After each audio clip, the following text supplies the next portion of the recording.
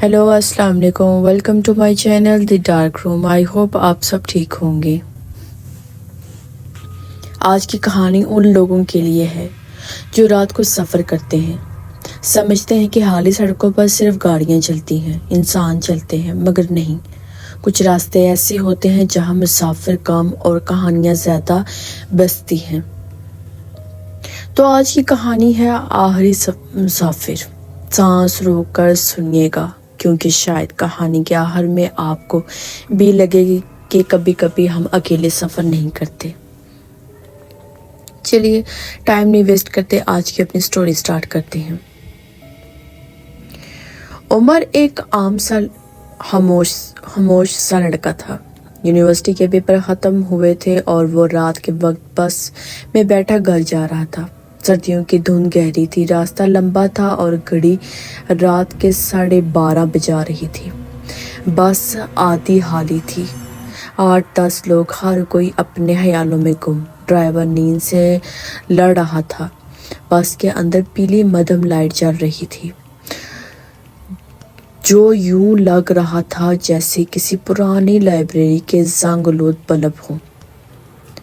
उमर ने एक bag set पर रखा और खिड़की से बाहर झांका। धुंध इतनी गहरी थी कि लग रहा था जैसे दुनिया ख़त्म हो चुकी हो, बस एक सफ़ेद हला रह गया है। उसी वक्त बस एक झटके से रुक गई। ड्राइवर ने बड़बड़ाते हुए कहा, पता नहीं आज सड़क पर क्या मसला है, कभी धुंध कभी गड़ा। अभी ड्राइवर दोबारा बस चलाने ही लगा था कि सामने हाथ हिलाता हुआ एक मुसाफिर नजर आया।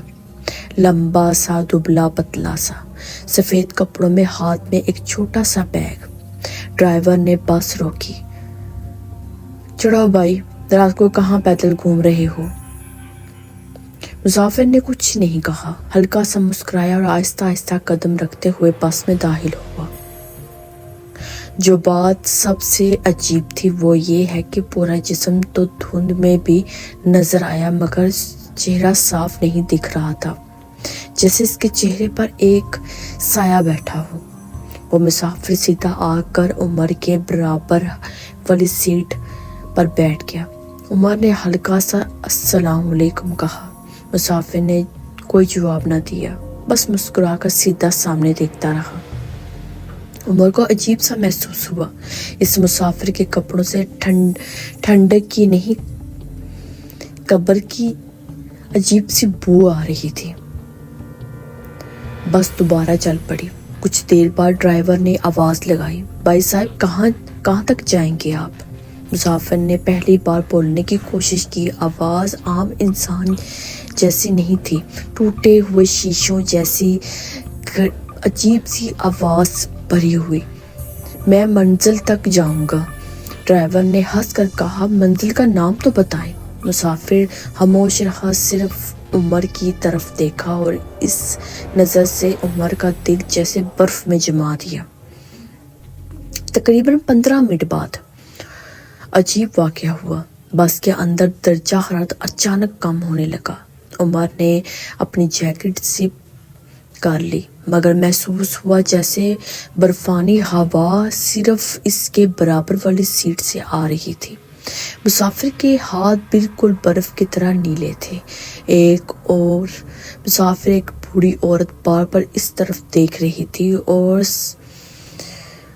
अजीब तरह कुछ पढ़ रही थी। इसने ड्राइवर से ऊंची आवाज़ में कहा, इसे उतार दें, ये इंसान नहीं है। ड्राइवर ने नाराज़ होकर जवाब दिया, पागल तो नहीं होगी अम्मा, रात है, बंदा सफ़र कर रहा है। औरत कुछ बोलने ही वाली थी कि अचानक खिड़की के शीशे पर लंबी खराशें छोड़ने वाली उंगलियों की आवाज़ आई। बस के अंदर सब चुप रहे। ड्राइवर ने उमर से पूछा, भाई तुम खिड़की के पास हो, कोई जानवर तो नहीं? उमर आहिस्ता से बोला, साहब यहाँ कुछ नहीं है, मगर सिर्फ वो ही जानता था इस आवाज़ के पीछे कोई जानवर नहीं, कोई और चीज़ थी। मुसाफिर थोड़ा झुका और इसकी उंगलियां खिड़की की तरफ बढ़ने लगी, ऐसी उंगलियां जो इंसान की उंगलियों से लंबी, बारीक और सर्द थी। تقریباً 1.5 گھنٹے کے بعد سفر بس اچانک جھٹکے سے رک گئی۔ ڈرائیور نے بریک لگاتے ہوئے کہا، یار یہ سڑک آج کدھر غائب ہو جاتی ہے۔ سامنے راستہ نہیں تھا، صرف گھنے پیڑ، اندھیرا اور ایک کچا راستہ جو کہیں بھی نہیں جاتا تھا۔ بوڑھی عورت رو پڑی۔ میں نے کہا تھا نا اسے اتارو، یہ ہمیں منزل تک نہیں لے جائے گا، ہمیں ختم کر دے گا۔ کچھ مسافروں نے ڈرائیور پر چڑھائی کر دی۔ بھائی پیچھے موڑو گاڑی۔ ڈرائیور نے بس پیچھے کی، مگر بس جیسے عجیب سی چیز میں پھنس گئی ہو۔ جتنی زور سے ایکسیلیٹر دبایا بس چیخیں مارنے لگی مگر حرکت نہ ہوئی۔ مسافر اب بھی خاموشی سے بیٹھا تھا، لیکن اس کی مسکراہٹ اب نمایاں طور پر بڑھ گئی تھی۔ اس نے آہستہ سے سر عمر کی طرف موڑا اور پوچھا، ڈر رہے ہو؟ عمر فوراً سیٹ سے پیچھے ہٹا۔ آپ کون ہیں؟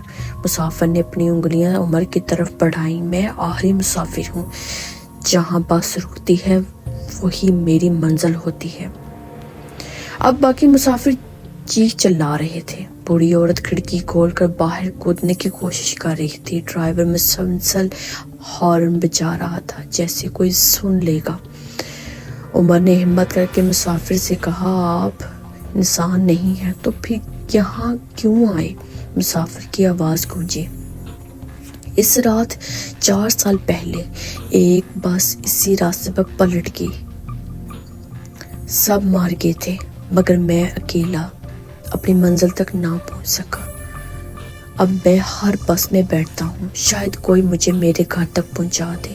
عمر نے کانپتے ہوئے پوچھا، آپ کا گھر کہاں ہے؟ مسافر نے دھند کے پار اشارہ کیا، قبرستان۔ اتنا سنتے ہی بس کے دروازے خود بخود کھل گئے۔ بس کے باہر اندھیرا، پھر کچھ دھند میں قبرستان کے عجیب سے کچھ دکھائی دینے لگے۔ مسافر آہستہ آہستہ اٹھا اور باہر قدم رکھا۔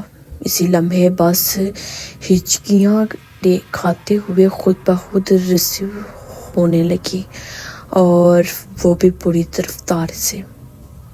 سب کچھ چیخنے لگا۔ ڈرائیور نے کانپتی آواز میں کہا، یہ میں نہیں چلا رہا، یہ بس خود چل رہی ہے۔ مسافر دھند میں گم ہو گیا، اور جیسے ہی وہ مکمل نظر میں اوجھل ہوا بس کا اسٹیئرنگ سیدھا ہو گیا۔